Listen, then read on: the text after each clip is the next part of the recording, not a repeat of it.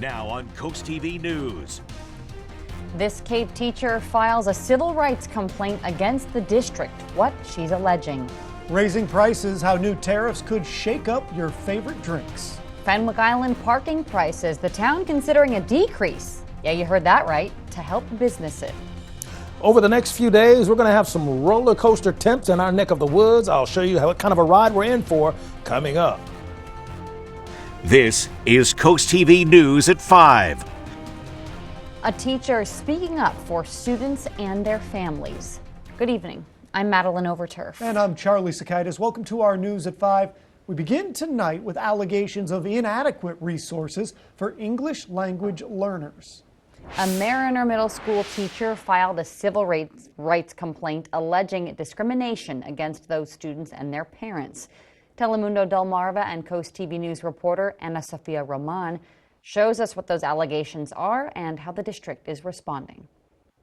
Luis Michaud Guido teaches multilingual learners at Mariner Middle School. Michaud Guido says when she started nearly 3 years ago, she noticed the school wasn't meeting civil rights standards. My primary concern was that for the newcomers, the recent immigrants, they didn't have a specific English class where they learn English language development. And that is part of Lau versus Nichols. That was a Supreme Court decision a little over 50 years ago. She says students sometimes receive ESL instruction during a 30-minute advisory period, but she alleges that's not equitable because there's no designated classroom or curriculum. It's kind of a flex time that it's also used for other things. So often that time gets taken away. It's also time where kids are supposed to make up tests if they've been out. In a statement to CoastTV News, Superintendent Bob Fulton said in part, quote, "The district denies all allegations of discrimination against MLL students based upon national origin and welcomes the OCR investigation into the complaint." Michaud Guido says allocating funding the right way is crucial for kids' education. They go directly to the kids who need it most and who it's intended for, and programs that are based on educationally sound theory and not just random ideas by whoever happens to be in charge. The district refutes her allegations, saying, quote, "We feel strongly that all of our MLL students receive meaningful academic instruction as well as equal meaningful access to all school programming and services." She's also calling for more bilingual representation in school staffing, especially in frontline roles. With the federal investigation currently paused due to a nationwide freeze on civil rights proceedings, Michaud Guido is now looking to state leaders for action. In Milton, Ana Sofia Roman, Coast TV News. Now, the complaint filed also claims the district discriminates against limited English proficiency parents on the basis of their national origin by failing to communicate information to them in a language they can understand. The district says they are confident that all parents receive equal access. Now to a story making international headlines. President Donald Trump has imposed history-making new tariffs. Trump is imposing a 10% tariff on all imports from countries, plus higher rates for Cambodia, Vietnam, China, and more. Today, Trump's 25% tariff on all cars shipped to the United States from other countries, that officially went into effect. Some analysts say the sweeping tariffs could set the U.S. economy and other economies on a path to recession. Tonight, we narrow the scope to alcohol. Wednesday, President Trump announced 20% tariffs on goods from the European Union and an additional 34% tariff on Chinese imports. CoastTV News reporter Emma Aiken is live in Rehoboth Beach. Emma, you're at one bar that is being affected. Charlie, here at 302 The Local, you often need a password to get into the speakeasy, but the bar says it's no secret that these new tariffs could hurt their business, and a lot of that secret sauce that makes up your favorite drink is imported from other countries. So whether it's a bar, a liquor store, or any other establishment that sells booze, the tariff effect is a new reality. We spoke with Atlantic Liquor's co-owner Dale Lomas. He says they're ready for the worst when it comes to new tariffs on alcohol. He specifically mentioned French products, which he says they do sell a fair amount of, and from champagne to wine. And in the end, price hikes would fall on the customers. For Christopher Dash and Eric Furr here at 302 The Local, roughly 70% of their alcohol comes from other countries. They say they may have to pivot too. So whether it's switching out one varietal for another to keep the costs low, we'll certainly do that. And if we have to take items off the menu as a result of tariffs, we'll do that as well. And everyone we spoke with today says one of the main issues is just how confusing this all can be, understanding when tariffs are on, when tariffs are off, from which countries, and the percentages of everything. Live in Rehoboth Beach, Emma Aiken, Coast TV News.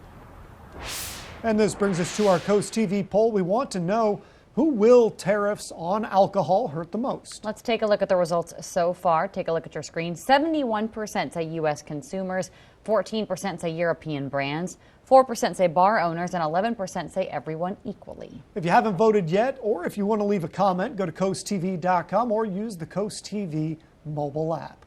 Turning globally now, reaction to these taxes on imported goods has been strong and swift, with stock prices around the world dropping and affected countries promising retaliation. Fallout today after President Trump announced sweeping tariffs that will affect everything from the cost of cars, alcohol, even toys. The markets are going to boom, the stock is going to boom, the country is going to boom. Fears of an escalating trade war sending the stock market plummeting. Markets in sell-off mode big time. Taxes hitting almost every country. The average tariff is going to be about 25% and could cost the average family as much as $5,000 a year. A 10% minimum on all trading partners. What the White House calls a reciprocal tariff on dozens of countries they say are ripping off the U.S. China facing an additional 34% increase on top of a 20% tariff already in effect. And goods from the European Union, a 20% import tax. Adversaries and allies treated the same. I'm announcing that the Government of Canada will be responding by matching the U.S. approach. And already Americans are feeling the squeeze. Stellantis automaker pausing operations at a Canadian plant and temporarily laying off 900 American workers.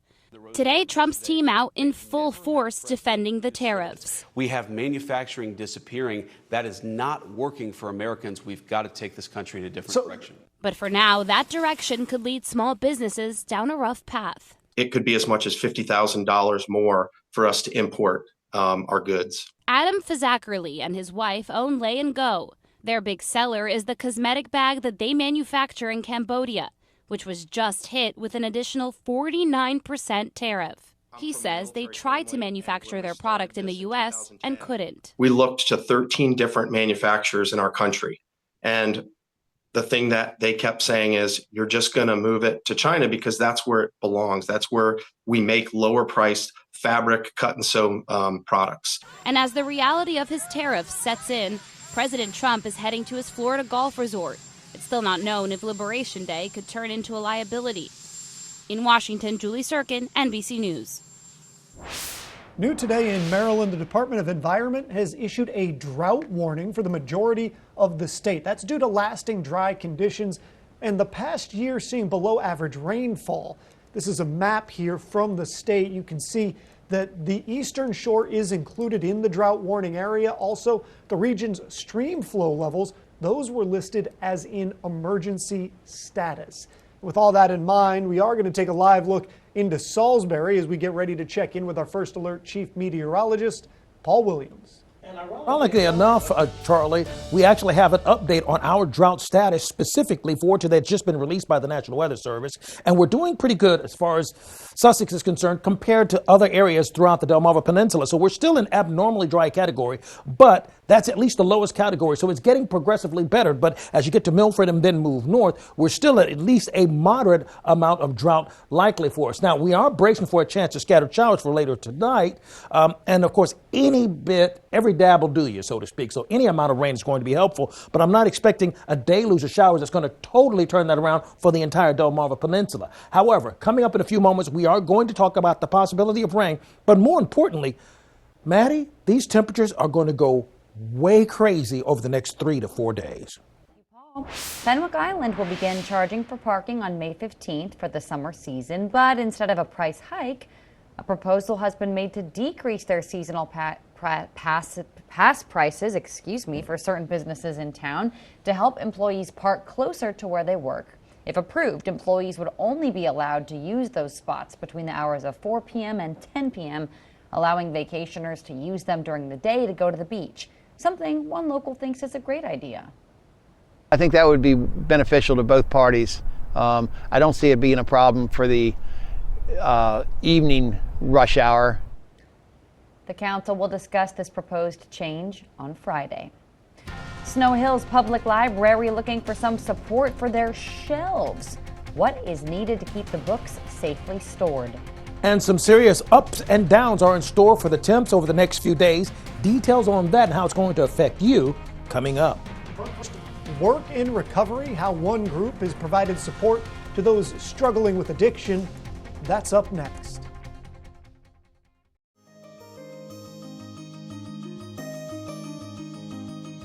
Imagine being at the lowest point in your life and having nowhere to go. In this week's Coastal Connections, Brendan Conroy shows us how one man has made it his mission to be the light in people's darkest moments. Brianna Watkins is vacuuming. This house means a lot to her. It's a recovery home. I had an addiction to crack cocaine for the longest time. Brianna is one of the people helped by Christian Grace LLC. The Georgetown organization offers sober living and affordable supportive housing. I called my mom and I said, look, I can't do this anymore. Like, I have nothing. I have no clothes. I have no vehicle. I have nothing. I don't even have a phone. Like, I was using somebody else's phone. David Foreman, president of Christian Grace, says he was once an addict himself. He now dedicates his life to making sure others are provided the same help as he once had, including offering work when they need it. We're giving people a great price because we don't have the crazy overhead. I'm keeping my people working a little bit, and so they're getting paid a fair wage, and whatever's left over defrays the costs of the extra energy and other things that are going on here. Christian Grace has 4 homes, all in the Georgetown area. One even has a Zen garden. One special thing David told me about helping people in recovery is that whether it's on the job or in their personal lives, it can have a generational effect. They might struggle with addiction through generations, but helping them can help future generations.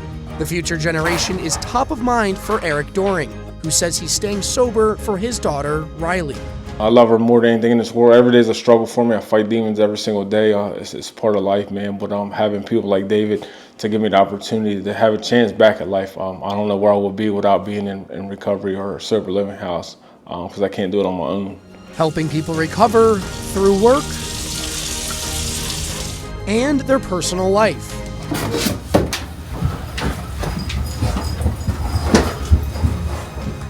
One step at a time. There's a lot of reward in that. For this week's Coastal Connections in Sussex County, Brendan Conroy, CoastTV News.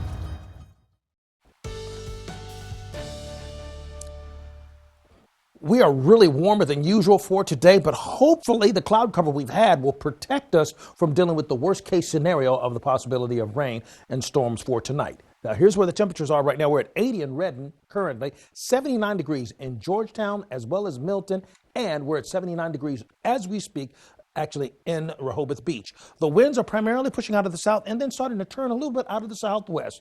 Not quite so aggressive yet, but that can change for later tonight. 25-mile-per-hour wind gusts being recorded right now in Georgetown alone. We mentioned this a little bit earlier in the newscast, but just to reiterate, we have a new release as it pertains to our drought situation across Sussex County and our entire viewing area. And we are now at abnormally dry, which is actually the lowest on the scale, okay? But up towards Milford, we're at still moderate drought. I mean, that's just how drastically dry it has been. So rainfall is not necessarily a bad thing in all cases. We're looking for an elevated chance of rain really Sunday going to Monday, but we do have that chance for us tonight going into Friday morning. Small craft advisory is still active. Now, when we say this, we're talking about 25-mile-per-hour wind gusts. Combine that with the lack of moisture we've had and the constant wind along with the lack of precipitation has allowed for us to stay in a very parched condition. Right now, we see scattered cloud cover pushing it over. Not much in the way of rain. This front, instead of pushing across like a front would typically do, it's stretching out even more, which is why all the most volatile weather is staying concentrated in the exact same area where it hit yesterday. So the folks in Memphis and Arkansas, they're being pounded 2-3 days in a row. For us, we're looking for a mild night, few storms possible, few. Pesky stalled front with temperatures in the 70s. Now, we're also looking out for weekend features with more clouds than sunshine, watching out for a little heavy rain and all that. We are at a marginal risk of rain. We're going from slight to marginal, which is about as low as you can get to even be considered for a chance of a scattered shower or two. Now, here's a look at what we're talking about. Scattered showers pushing through rather rapidly. And then as we go into Friday and Saturday, actually, we have a better chance of rain for Friday afternoon, Friday evening than we do for tonight. Now, we're going to see the winds begin to swirl differently. Then by the time we get to Saturday, they're pushing out of the south once again and setting us up for an unusually warm day. You see, the highs for tomorrow will be in the 70s and 60s. 68 in Rehoboth, 72 in Seaford. 68 for the high in Cambridge with lots of cloud cover. And then we're expecting 68 for the high in Ocean City. But our 5-day trend will go up to 72 on Sunday. Then we drop like a stone Monday and Tuesday. Now, let me say that again in case you missed it. 68 on Saturday, 72 on Sunday with a chance of rain. And then here's that chance of rain. Widespread rain pushing across from Monday, going into the early morning hours. And then after that, it pushes on out of the way and gives way to crazy, crazy temperatures. Watch this roller coaster ride. 81 on Sunday, and down we go to below freezing by Wednesday. Pull out your winter coat because this cold air is going to kick in for us, and we're going to have freezing warning, possibly frost warnings and all that kind of stuff kicking in for us. So here we go. Your 7-day forecast. I want to say this again so you don't act like you were surprised. Warm and rain on Sunday. More rain on Tuesday. Monday going to Tuesday, but Tuesday going to Wednesday, we're going to fall below freezing. Don't be shocked if we have a freeze advisory. Thank you, Paul. A library in Worcester County needs some support for its books. Since it opened in 1975, the shelves at the Snow Hill Library have not been replaced. And over those decades, the weight of thousands of books has taken a toll. Some of the shelves are slanted. So the library wants to replace them and says it's time to remodel. Well, we're really proud to have been in this library for 50 years, and we want to keep it looking as wonderful as it did when it first opened. So, having new shelving will certainly create more space for us. We'll be able to do some displays actually within the shelves. The project to replace the shelves will cost nearly $200,000. Coming up, why Signalgate is about to enter a new chapter in Washington. Stay tuned on Coast TV News at 5. The Department of Defense has announced it will review Defense Secretary Pete Hegseth's use of Signal while discussing last month's military strikes in Yemen. The acting inspector general wrote a letter to Hegseth saying the goal of this investigation will be to determine if Hegseth and others complied with protocol while using the commercial messaging app. Top officials previously said information in those messages was not classified. The Trump administration is facing a lawsuit over the abrupt cancellation of hundreds of research grants. The complaint was filed by the American Public Health Association, the United Auto Workers, and several scholars. The groups claim that the move to cancel research grants was arbitrary and that the federal grant process is actually designed to be above politics. Defendants, including the Department of Health and Human Service, have not yet commented on the lawsuit. Coming up tonight on the Delmarva Sports Network at 6:30, it's Sussex Tech at Cape Henlopen in girls soccer. Then at 10:30, tune into the final score. Over on the DSN Plus app, right now it's soccer and lacrosse. Then at 6:15, more boys lacrosse when Worcester Prep faces Caraval Academy. And here's a live look into Ocean City. We'll have one more check on the forecast after this. Coming up new on Coast TV News at 6, solving parking problems in Rehoboth, fixes the city is considering during the popular Sea Witch Festival. Here's a look at our Dover Bay Health camera, 79 degrees. Cloud cover staying a bit on the thick side. That's good. That's good because that means it lessens the opportunity for thunderstorms to get severe tonight. We will have some rain that'll begin to kind of linger its way towards us by 9 o'clock. Our umbrella giveaway winner is Steve Apolito of Lewis. Congratulations, courtesy of Paul Davis Restoration Home Remodeling. Keep up with your forecast. We've already updated the weather line for you. Be sure you call there at 443-880-9100, sponsored by the law office of Bruckstedt, Mendalis, and Federico. And here's a look at your exclusive 10-day forecast. It's just crazy, folks, because, man, Tuesday night going to Wednesday. I'm going to apologize right now. Okay, Paul, thank you, and thanks for joining us here for Coast TV News at 5. For more news, more local weather, download our Coast TV News app. Inside Edition is up next. And we're going to see you later tonight for Coast TV News at 6. Have a great evening.